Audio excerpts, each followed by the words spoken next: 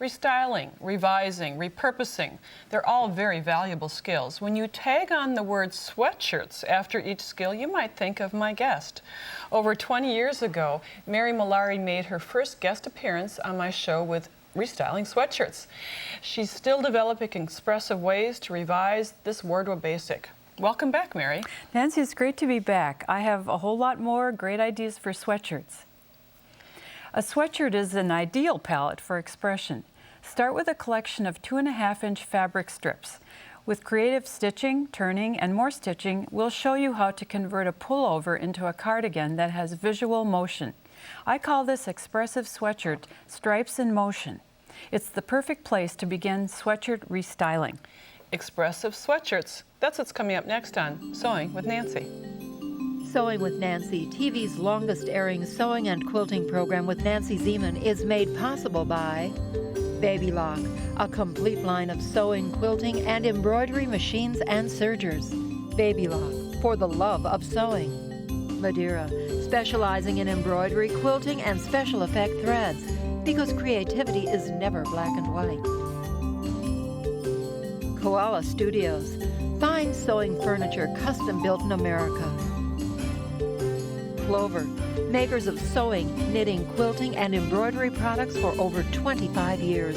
Experience the Clover difference. And amazing designs and Class A needles. To revise any sweatshirt, the first step is to do some deconstruction. That's right. We're going to turn this pullover sweatshirt into an open up the front garment. And notice that on the rib or strips in motion that there isn't a binding at the bottom, the ribbing is gone from the sweatshirt, and it doesn't really look like a sweatshirt at all. No, we've used some colorful strips of fabric to make it much more interesting. You'll find that throughout this series and in the book that accompanies the program that there are some common elements that almost all of your designs require.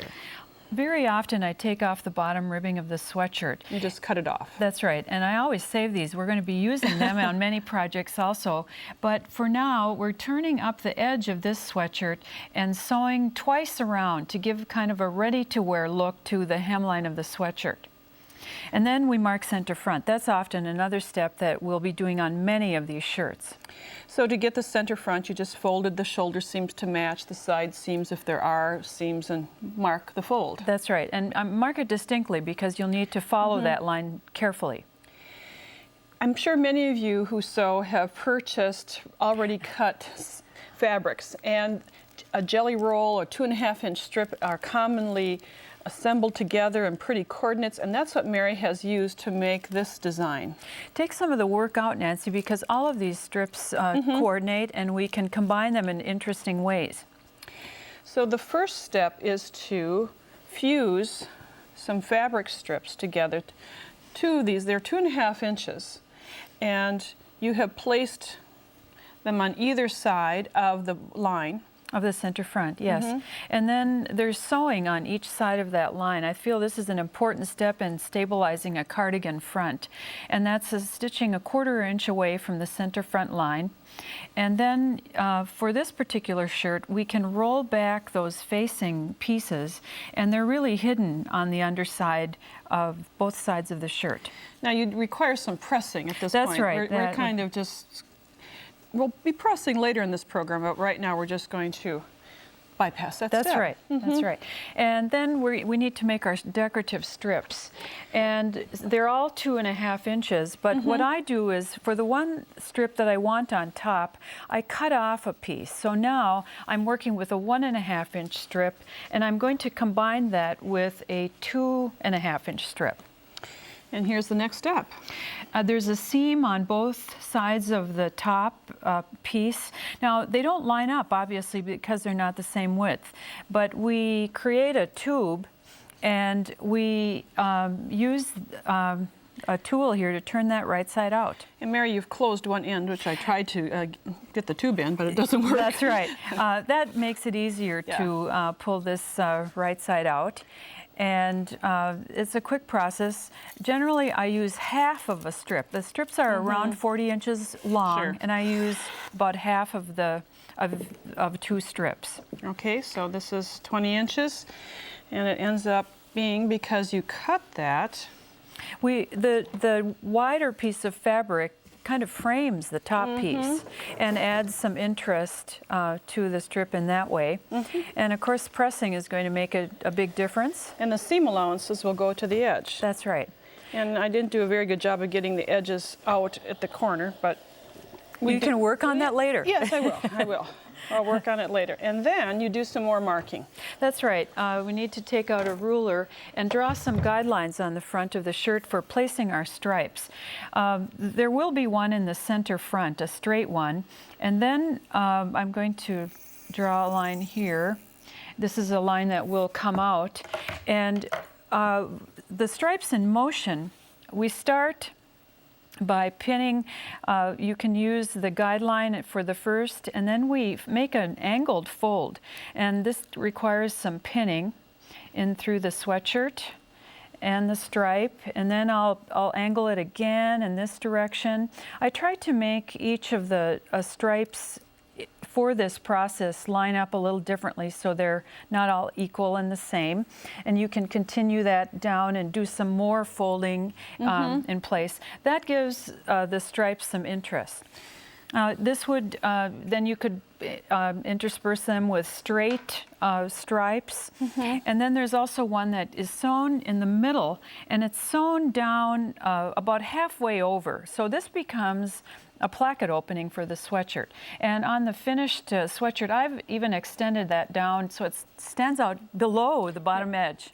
And to position these onto the garment, to stabilize them, or permanently sew them, I should say, here's a close-up of using a blanket stitch, a clear thread, and just stitching in the well of the seam to attach all the layers together. Clear thread is a marvelous thread to use. Yes, with all these color combinations, it blends and the stitching is invisible. And you don't have to change your thread all the time. That's right. We'll take another look at Mary's finished cardigan, and to finish, we'll just show quickly how to work with the button loops. Well, these are hair bands, Nancy. I tend to like hair products for closures. And I have one here that's, we've done a little bit of stitching. And then we're sewing little bands or strips of faux suede. And then these are wrapped so we don't see our stitching. And they're secured then on the edge of the cardigan placket. So they're top stitched right to that center placket. Great elastic, nice button loops. And what a wonderful way to finish off your sweatshirt in motion, strips in motion. So this is the first expressive sweatshirt of the series. Most sweatshirts aren't restyled equally. Remove the sleeves to make a vest, then utilize the sleeves to trim the vest. This serge and twist design features 1-inch strips cut from the sleeves and then serged along the edges. Mary's idea of serging and then twisting the strips before adding them to the vest make for a clever embellishment.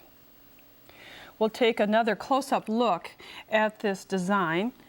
It's more tonal than the last one that we had. That's right. Doesn't not quite as bright. We have a placket made from the ribbing of the bottom of the sweatshirt, and we have trims then cut from the sleeve, and we've utilized our serger for this, and of course also turned back the edges of the cut sweatshirt armholes to make a finished edge.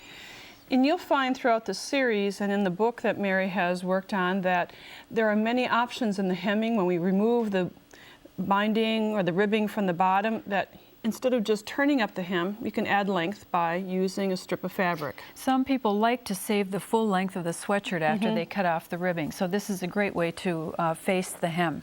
So before we can have revisions, we have to deconstruct this. That's right. Sleeves off, obviously, to make a vest. And at the bottom, we have our facing pinned in place. We're ready to sew that. That would either be with 1 or 2 strips of the 2.5-inch prepared strips that we used in the previous project. And then we mark center front. Just as before, that's going to be a really common denominator. That's right. Now, before we cut open or add the placket, there's yardage, and the yardage is in the leftover sleeves. That's right. We're going to cut strips, 1-inch wide strips of the sleeve fabric, and they can be of any length, of course, dictated, of course, by the length of the sleeve. Right.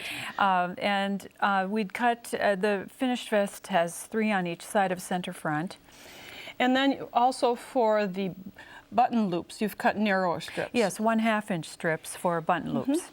And then to serge the edges, using a narrow overlock stitch and a contrasting thread, if you'd like, serge each edge. And that's a really quick finish, but a nice accent. And especially is effective, Mary, when you have the pigment dyed sweatshirts. When you twist these strips, Nancy, it's quite obvious what is the right side and the other side of the sweatshirt. So that adds a nice element of design as well.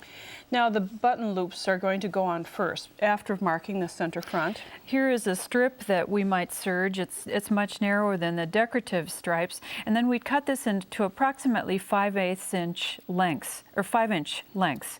Now that will be determined also by the size of the buttons that you choose for this. And we'll place the first one here at near the top of the neck. So the length could be determined. Check it on your button that you choose first of all. So then place the number that you'd like, and then we can do the placket. Same width, 2.5 inches that we had in our last element, but instead of using cotton strips of fabric, Mary, you used the ribbing from the bottom. That's right. The seams were all cut off of this piece. See, I told you we save all these. Yes, you did. And then we can open that up and fuse lightweight interfacing to the back. So they were cut approximately 1.25 inches from the fold. That's right. So we have 2 of equal size. We turn the edges back at the top and bottom. And then here we have our loops in place already. And then we can cut open on the center front to, again, make an opening in our vest. And I'll quickly do this. Now we're all set to turn this to the back side. And you'd have to do some stitching. That's right. And then the loops go over. And then you secure them also in the middle. The strips, now we might draw a line on the sweatshirt and we pin and then we twist, and with a line on the shirt, it's going to be, of course, easier to follow. I'm making a guess here, but I like really how this looks when we see both sides of the sweatshirt fleece. And then the final step would be to do the straight stitching along the edges, just stitch down. I use thread that matches the serging, and then it's a hidden seam. So serge and twist, another expressive sweatshirt. Dip into a collection of coordinating 2.5-inch fabric strips to trim a sweatshirt with crossbars. Also consider modifying the armhole for a more fitted look and curving the hemline for more style. There are so many ways to be expressive with a sweatshirt. When we take another look at Mary's design, you'll see that those jelly roll strips, those 2.5-inch wide strips, come in very handy, especially a collection. And even small pieces work well. And then you've combined the closure technique from the vest and then the cardigan technique on one closure.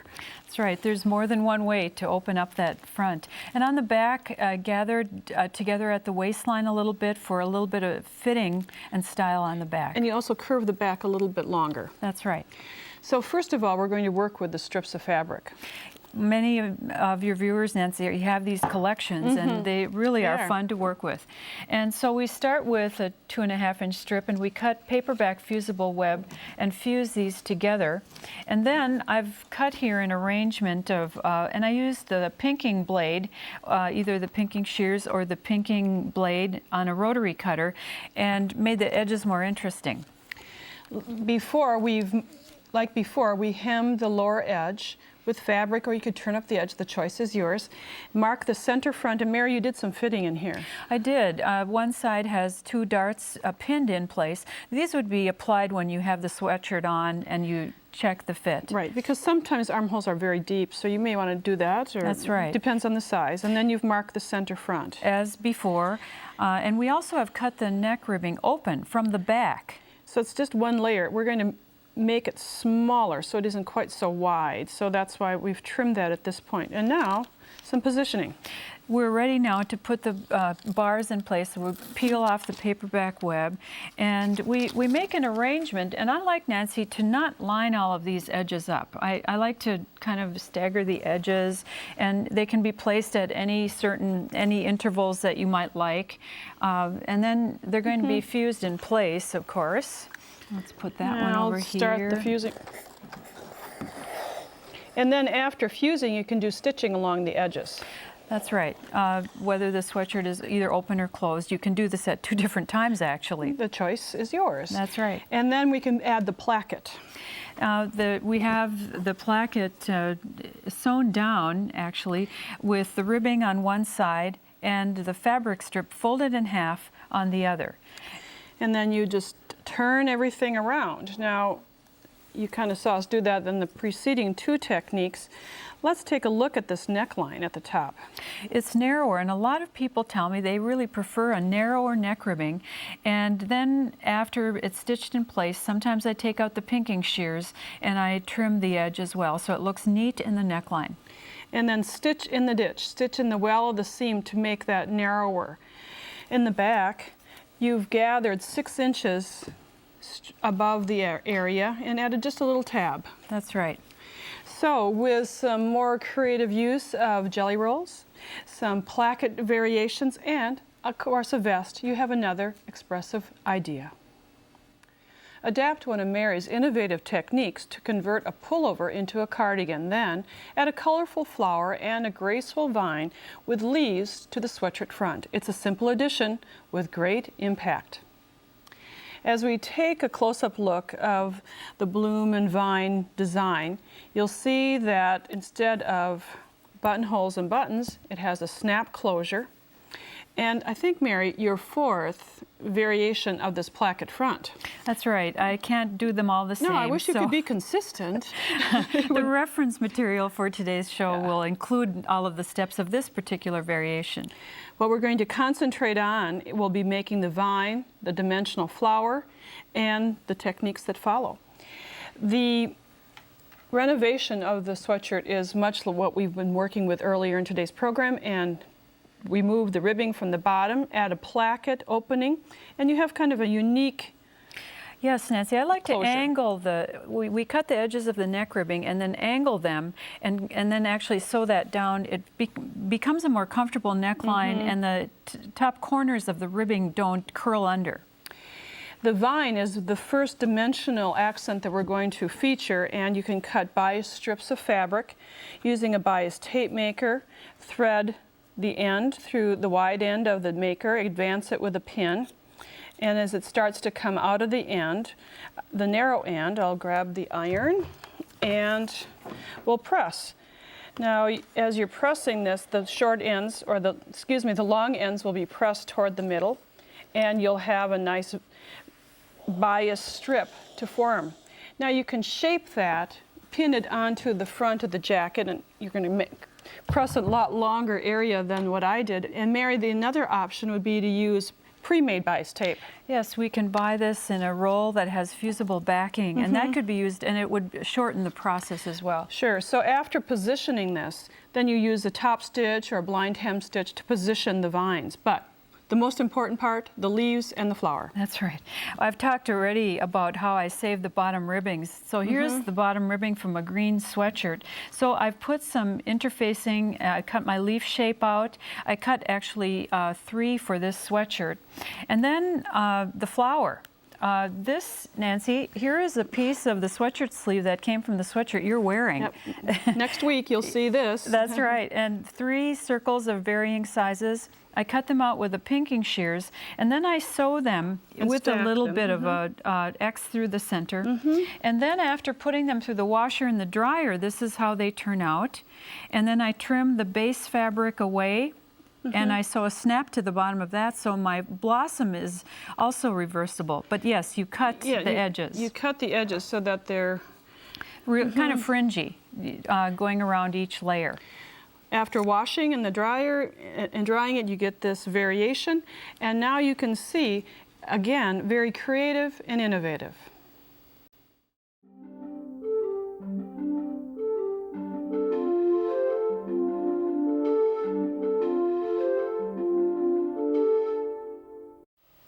My Nancy's Corner guest received her degree in textiles, fashion, and embroidery in Nottinghamshire, England. Her love of landscapes, gnarled tree roots to frozen ice sculptures, combined with her expertise in textural stitching, results in great artwork. I'd like you to welcome Julie Crabtree to Sewing with Nancy, and you're going to be amazed with her stitchery. Julie, thanks for being with us. Thank you, Nancy. It's very nice to be here. I saw an article about you in a newspaper and saw the prints or pictures of your images, and I was impressed. But then, when I saw the real thing, I was amazed, literally amazed, because the three-dimensional look that you're able to achieve with stitchery is second to none. Thank you. This design has dimensional birch trees and leaves, and there's lots of interest in here. But you just don't start without a plan. No, there is a process. I do take a lot of photographs, mainly for observation, but then I go to my sketchbook and do an image design. From this, I go to ideas. This one is lots of little snippets of fabric, bringing in the colorization of the background, adding stitching, hand stitching, machine stitching, building up lots of layers, and then dissolving the soluble stabilizer, putting this onto a canvas background, which becomes the whole background for the piece. From this piece, I do more stitching, hand stitching, machine stitching, then adding the trees, the texturing on the trees, working my way towards the foreground with the little branches, the leaves, the beads, which are all hand stitched to make the depth of the piece. It's amazing. It's just lovely. Thank you. And I like the size. You know, it's a manageable size, and it's pretty to look at. And the next image we're going to share with you is a little bit more contemporary in a look. Yes, this is more of a stylized landscape, but it is still a landscape. Again, worked with little snippets of fabric on soluble stabilizer, stitching, hand stitching, machine stitching, beads, and again, coming to the foreground, bringing little pieces of felted fabric and to make the depth and texture. And your inspiration, I think, was from the Southwest. Yes, this one was. It's called the prickly pear cactus. How nice. And the next piece we're going to look at is a little larger. And again, it doesn't have any glass on it, so we can kind of see the dimension. Oh, pretty. Just thank you. Stunning. Just stunning looking. You brought along with you some step-by-steps how you build it, and I think that our viewers will really appreciate this. So we'll put this down. Thank you. And you combine painting after your first... Yes, this is the way I normally work my pieces. It's on cotton canvas fabric, very closely woven fabric. I do an outline of what I want to do.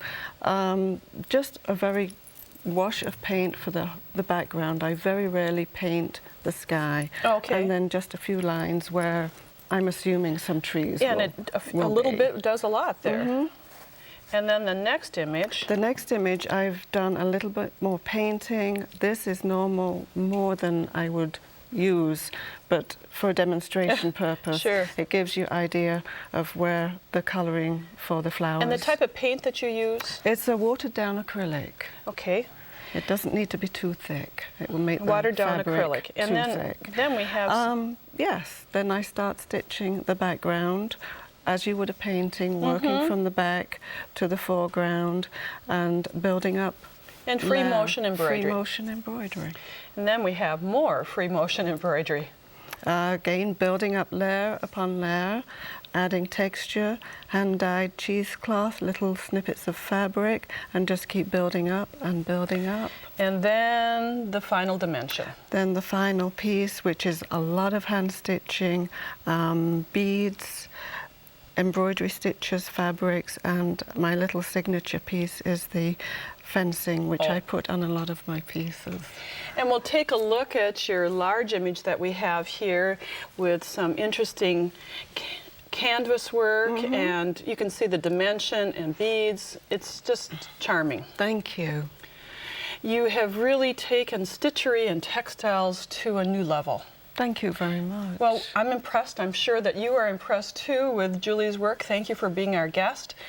And next time on Sewing with Nancy, we'll continue our two-part series on expressive sweatshirts, and Mary Malari will be our guest again. To find more information on the Nancy's Corner guest with Julie, remember to go to sewingwithnancy.com, click on Nancy's Corner in the 2400 series. Thanks for joining me. Bye for now. Mary Malari and Nancy have written a fully illustrated book entitled Expressive Sweatshirts that includes all the information from this two-part series. It's $14.99 plus shipping and handling.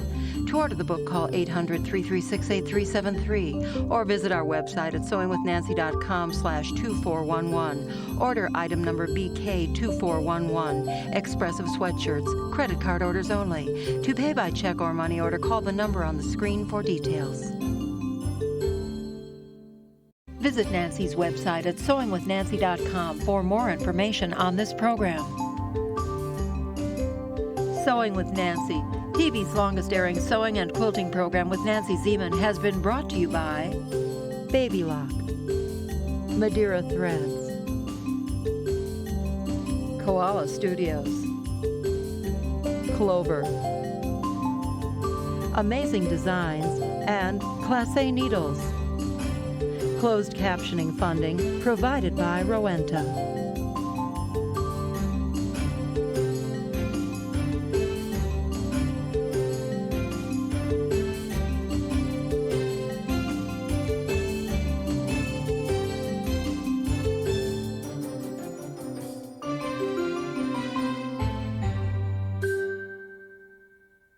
Sewing with Nancy is a co-production of Nancy Zieman Productions and Wisconsin Public Television.